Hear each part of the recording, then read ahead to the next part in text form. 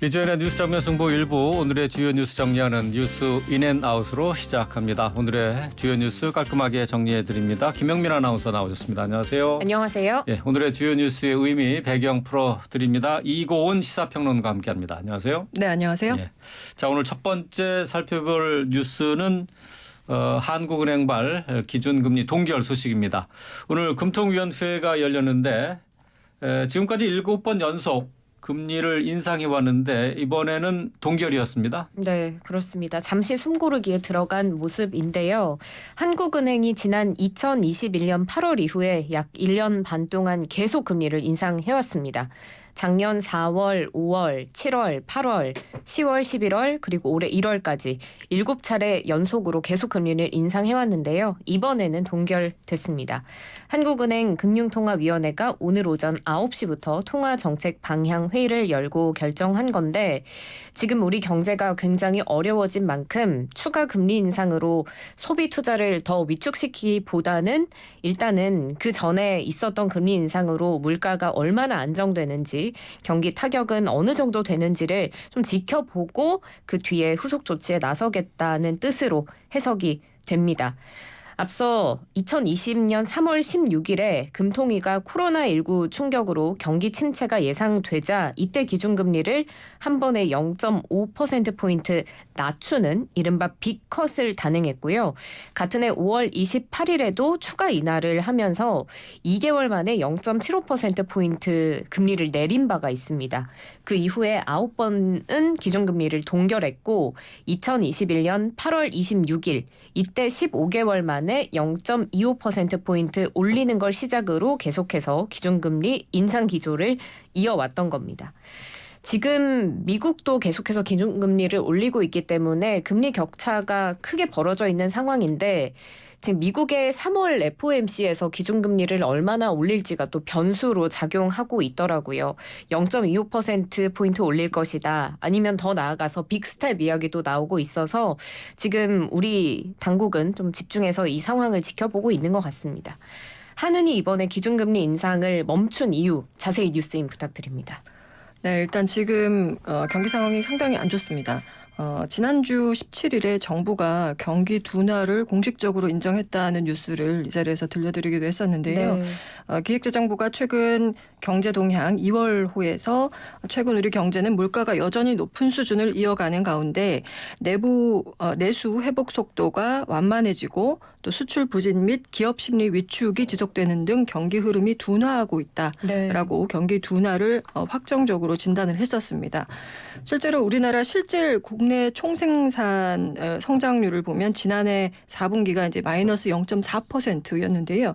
이게 코로나19로 경기가 상당히 침체됐었던 2020년 2분기 그때가 마이너스 3%였으니까 그 이후로 10분기 만에 마이너스로 돌아선 상황이고요. 네. 지난해 12월에 반도체 수출 급감 등으로 상품 수지가 석 달 연속 적자에서 벗어나지 못하고 있습니다. 또 2월 20일까지 이 잠정치이긴 하지만 수출액이 335억 달러 정도 되는데 이게 작년에 같은 달에 비하면 2.3% 적은 수치고요. 이 추세대로라면은 이달까지 이 수출액도 5개월 연속으로 감소가 될 것으로 보입니다.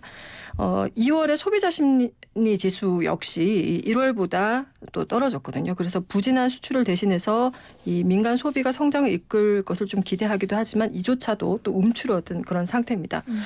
이렇다 보니까 한은이 이런 경기 상황을 반영해서 이 8번째까지는 금리 인상을 하지 않은 것이 아니냐 이렇게 전문가들은 분석을 하고 있고 국내 경기가 침체된 상황 또 부동산 시장도 악화되고 있기 때문에 이게 또 금융시장에 주는 충격도 그 여파가 크거든요. 그렇기 때문에 금융통화위원회도 추가 금리 인상이 경기나 금융시장을 해치는 부작용이 더 크지 않겠느냐 이렇게 판단한 것으로 해석이 되고 있습니다.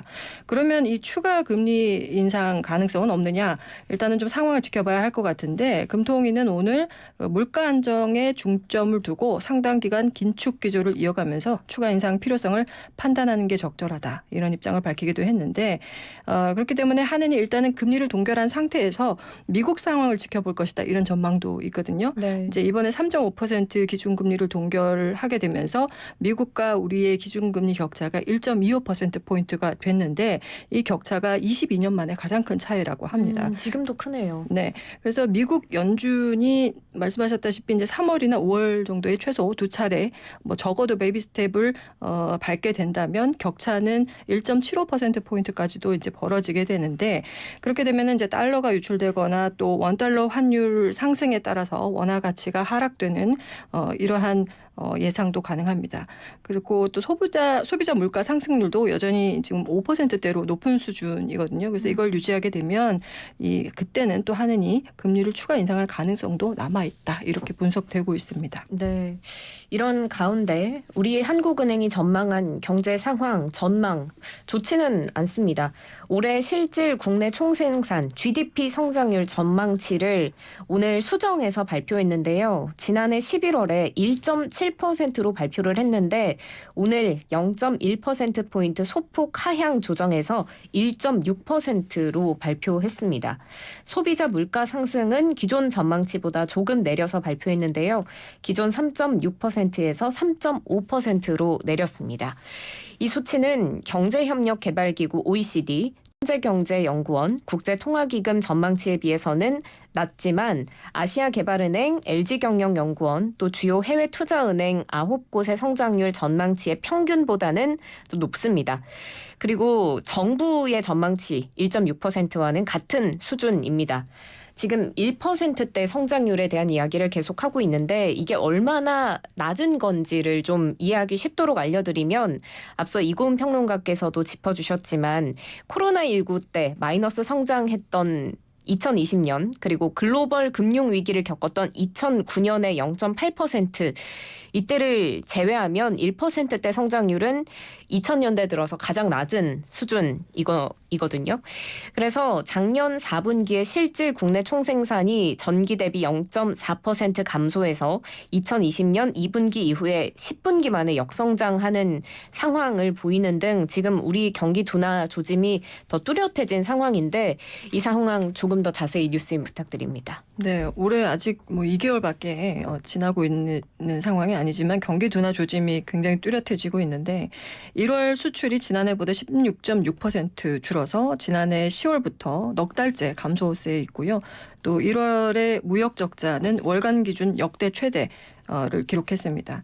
이 한은이 오늘 올해 소비자 물가 상승률 전망치를 기존 3.6%에서 3.5%로 이 소폭 내리기는 했습니다만 여전히 3%대 중반을 유지하고 있는 거잖아요. 네. 원래 한은이 물가 안정을 위한 이 목표치를 소비자 물가 상승률 2%로 잡고 있기 때문에 이것보다는 훨씬 웃도는 수준이라고 볼 수 있겠고 그렇기 때문에 올해도 그 고인플레이션 흐름이 지속될 것이라 이런 관측이 있는데 한은의 전망대로 이제 올해 그 최종적으로 3%대 물가 상승률을 기록하게 된다면 이 지난해가 이제 5.1%로 굉장히 높았고 네. 이 글로벌 금융 위기가 시작된 2008년이 4.7%로 그 이후로는 이제 물가 상승률이 가장 높은 수준이 될 것으로 보입니다.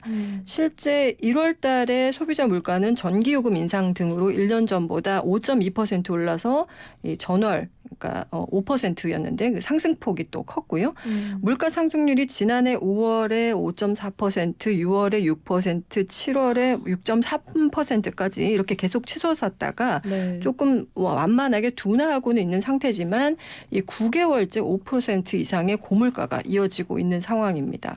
이 다음 달 물가 상승률 역시 5% 내외를 나타날 걸로 한은이 전망하고 있는데 그래도 이 한은은 이제 내년에는 조금 사정이 나아질 걸 전망은 하고 있습니다. 내년인 2024년에 이 우리 경제 성장률 전망치는 2.4% 그리고 물가 상승률 전망치는 2.6%를 제시했는데요. 이게 지난해 11월에 또 24년 전망치를 내놓은 것과 비교하면은 또 0.1%포인트 상향 조정을 한 것이긴 합니다. 네. 근데 아까 이 한해내 물가 안정 목표가 이 물가 상승률 2%라고 말씀을 드렸잖아요. 네. 그래서 이 목표치인 2%대로 다시 내려오고 이 성장률은 잠재 성장률 수준이 2%대를 회복하게 될 것으로 전망을 하면서 나름대로 좀 시간이 걸리지만 우리 경제가 정상 경로로 돌아올 걸로 예측한 셈이기 때문에 장기적으로는 좀 희망을 가져봐도 좋을 것 같습니다. 네. 자, 뭐 물가는 잡아야 되겠는데 그렇다고 금리를 올리면은 경기가 침체될 것 같고 경제 당국의 고민이 깊어지고 있습니다. 자, 계속해서 이번에는 민주당의 이재명 대표가 오늘 기자간담회를 열었는데요. 관련된 내용 살펴보겠습니다. 자, 다시 한번 수위 높은 발언을 오늘 이어갔죠? 네, 이제 이재명 대표의 체포 동의안 국회 보고가 내일로 예정이 돼 있는데요. 오늘 이 대표 여전히 강경한 발언들을 쏟아냈습니다. 기자간담회에서 법치를 빙자한 법치의 탈을 쓴 사법사냥이 일상이 돼가고 있는 폭력의 시대다라면서 정치는 사라지고 지배만 난무하는 야만의 시대가 다시 도래하고 말았다라고 현 정권을 비판했는데요. 자세히 더 내용을 살펴보면 정치라고 하는 건 국민으로부터 권한을 위임받은 정치인들이 그 권한을 활용해서 국민의 더 나은 삶을 만들어가는 것이다. 그런데 국민과 국가를 위해서가 아니라 사적 이익을 위해서 또 정적의 제거를 위해서 권력의 강화를 위해서 이를 남용하는 건 범죄 행위다라고 강하게 비판했습니다. 이 대표가 지난 1월 말에 했던 발언 아마 기억하실 텐데요. 검찰이 2차 출석을 요구했을 때 결국 제가 부족해서 대선에서 패했기 때문에 그 대가를 치르는 것이라 생각한다라고 말을 한 적이 있지 않습니까? 또 오늘도 이와 비슷한 발언을 했습니다.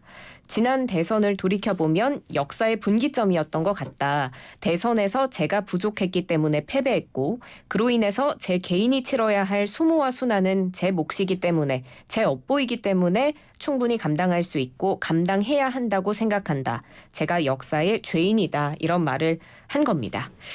자, 전체적으로 이제 윤 대통령과 현 정권에 대한 비판이 많았는데요. 이 내용 자세히 뉴스인 부탁드립니다. 네, 이재명 대표는 어제도 그 국가 권력을 갖고 장난하면 그게 깡패지 대통령이냐 이렇게 작심 발언을 했지 않습니까? 이게 과거에 윤석열 대통령이 검사 시절에 수사권 갖고 보복하면 그게 깡패지 검사냐 이렇게 네. 말했던 그 발언을 되돌려준 셈이었는데요. 뭐 오늘 발언도 결국 그 연장선에서 체포동의안 국회 보고를 하루 앞두고 이 윤 대통령과 이 여권을 정조준하면서 비판 수위를 높였다 이렇게 볼 수 있겠습니다. 이 대표는 승자로서의 윤석열 대통령, 윤 정권이 벌이고 있는 일들은 저의 최대치의 상상을 벗어나고 있다. 네. 또 영원할 것 같지만 정권, 권력은 길지 않다. 있을 때 잘해라. 뭐 정권이나 권력이 영원하지 않다는 점을 생각하라 이렇게 말을 했습니다. 네. 뭐 화무 11홍이라고 권력이 영원하지 않다는 점을 이렇게 경고를 한 건데요. 윤 대통령과 현 정부가 권력을 자신에게 무도하게 휘두르고 있다. 이렇게 계속 지적을 한 것이고요. 또 이 대표는 본인의 혐의와 관련해서도 이미 10년 전, 5년 전, 7년 전에 벌어진 일들이 사건 내용 자체는 바뀐 게 없는데 검사를 하던 윤석열 대통령이 이제 대통령이 됐고 이 사건은 바뀐 것 없이 대통령과 검사가 바뀌니 판단이 바뀌었다. 뭐 이렇게 말을 하기도 했습니다. 다 무혐의로 불송치 결정됐다가 대통령 선거가 지난 후에 다시 재수사가 이루어졌고 수사진이 바뀌었고 또 무혐의가 됐던 사건이 구속할 중대 사건으로 바뀌고 말았다라고 비판하면서 본인의 억울함을 계속해서 토로를 했고요. 또 이번에 이 검찰이 청구한 구속영장에 대해서도 이재명 없는 이재명 구속영장이다 이렇게 꼬집으면서 결국에는 이 여권이나 대통령이 원하는 그림이라는 게 영장심사가 끝난 후에 이 구치소에서 대기하는 이 본인의 모습, 수갑을 찬 이 민주당 대표의 모습을 보여주고 싶은 것이다. 이렇게 일갈을 하기도 했습니다. 네. 언론을 향해서도요. 의혹이 아니라 진실을 보도해야 한다라고 본인의 답답한 심정을 토로하면서 지적을 했고 또 이 용어도 사법 리스크라고 언론이 부르고 있는데 대신에 검찰 비리나 검찰 리스크 이렇게 불러달라 요청을 하기도 했습니다. 이 대표에 대한 체포동의안이 이제 내일 열리는 그 국회에서 보고될 예정이고 또 표결은 27일 이루어질 전망인데요. 주말까지도 체포동의안 관련해서 여야가 지속적으로 기싸움을 할 것으로 보이고 또 다음 주에 있는 이 표결 결과에 따라 뭐 이탈표가 얼마나 될 것이냐 이런 것에 따라서 정치권이 또 한 번 더 요동을 칠 걸로 예상이 됩니다. 네. 다음 주 월요일 날 표결이 이루어지는데요. 뭐 현재까지 상황으로 보면은 부결 가능성이 뭐 거의 확실시돼 보이는데 말씀하신 것처럼 이탈표 이 부분에 아마 집중이 될 것 같습니다. 자, 다음 소식 살펴보죠. 이번에는 국민의힘 전당대회 관련된 내용인데요. 김기현 후보의 이른바 울산 KTX 역세권 시세 차익 의혹이 뜨거운 감자가 됐습니다. 이 김기현 의원은 억울하다 하는 입장인데요. 긴급 기자회견까지 열었어요. 네, 그렇습니다. 오늘 오전에 국회에서 긴급 기자회견 열고 약 40분간 이번 의혹에 대한 해명을 내놨는데요. 장문의 해명 자료는 물론이고 현장의 항공사진 그리고 지적까지 표시한 PPT 파일을 준비해서 직접 프레젠테이션을 하면서 적극적으로 소명하고 억울함을 토로했습니다. 먼저 이 의혹을 간단히 정리해드릴게요. 김기현 의원이 울산시 고문 변호사로 재직 중이던 1998년 2월에 땅을 샀는데요. 울산시 울주군 언양읍 구수리에 임야 약 3만 5천 평의 땅을 매입했습니다. 그 이후에 KTX 울산역 연계 도로가 기존의 계획과 달리 노선이 변경됐는데 이 변경된 노선이 김기현 후보의 소유 임야를 지나는 방향으로 변경이 됐고 그 덕에 김기현 의원이 막대한 시세 차익을 챙겼다 하는 그런 의혹입니다. 네. 먼저 김 후보는 이 도로 변경 계획에 자신이 전혀 영향력을 행사하지 않았다라고 주장을 했는데요. 2007년 울산시 1차 보고 때도 김 후보의 땅 밑에 터널이 지나간다고 이미 계획이 돼 있었다라면서 터널의 출구는 김 후보 소유가 아닌 다른 사람 소유의 땅에 있도록 설계돼 있고 이게 울산시가 최종 검토하고 있는 안이었다 이렇게 설명을 했습니다.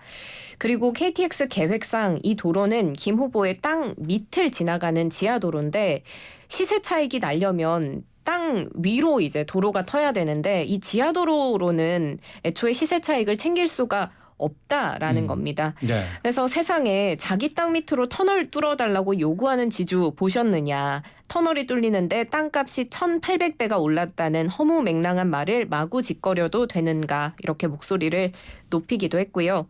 김기현 후보는 내부 정보를 빼내서 임야를 취득했다라는 의혹도 받았는데요. 여기에 대해서도 반박했습니다. 노선 변경 그리고 역사 설치는 울산시의 권한이 아니고 오로지 중앙정부의 권한이었고 또 임야 취득한 뒤에 5년 9개월 후에 이 울산역 설치가 발표됐기 때문에 땅을 구입할 때는 이 정보를 전혀 알 수 없었다는 겁니다. 그러면서 이 허위 사실 계속 유포하거나 터무니없이 의혹을 제기하는 사람이 있으면 법적 조치를 강구할 수밖에 없다고 경고했는데요. 민주당은 이번 의혹을 밝히기 위해서 진상조사단까지 꾸리겠다라는 입장인데 여기에 대해서도 김기현 후보가 어떤 입장을 내놨죠. 네, 뭐 더불어민주당 입장에서는 당연히 국민의힘의 유력 그 당 대표 후보가 부동산 의혹에 휩싸여 있으니까 진상조사도 하고 이슈를 더 키우기 위해서 노력을 할 텐데요. 김 후보는 야당이 자신에 대한 공세에 가세한 데 대해서 민주당과 이재명 대표에게 김기현이 국민의힘 대표가 되는 것이 가장 두렵고 민주당이 내년 총선에서 승리하기 어려울 것으로 보기 때문이다라고 나름대로 자신감을 표시했습니다. 네. 민주당과 여권 일각에서는 이 김 후보의 땅이 1,800배나 지가가 상승했다 이런 의혹을 제기하고 있는데 김 후보는 여기에 대해서 이 민주당이 그 땅의 시세를 계산할 때 평가했던 땅의 위치가 이제 틀렸다고 본인의 땅과는 좀 다른 상황이다라고 이렇게 얘기를 한 겁니다. 이 주변에서 건축 허가가 되고 개발이 가능하며 이미 아파트였던 땅을 기준으로 민주당이 계산한 것이다 이렇게 주장하면서 네.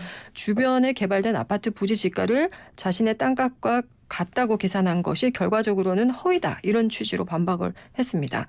그러면서 이제 본인의 땅은 비탈도 내려가고 뭐 계곡도 있고 뭐 이런 땅인데 주변의 아파트 부지 지가가 작년 2월 기준으로 평당 183만 원 그리고 공시지가는 25만 원 정도의 거래가 됐다. 근데 본인의 땅은 그 가격이라고 볼 수가 없다라는 거고요. 또 본인의 땅의 그 실거래가는 최근 그 인근의 임야가 매매된 그 기록이 없기 때문에 알 방법이 없지만 공시지가는 2,000원대여서 이 공시지가 차이도 그 인근의 아파트 땅과는 상당한 차이가 난다 이런 주장을 하기도 했습니다.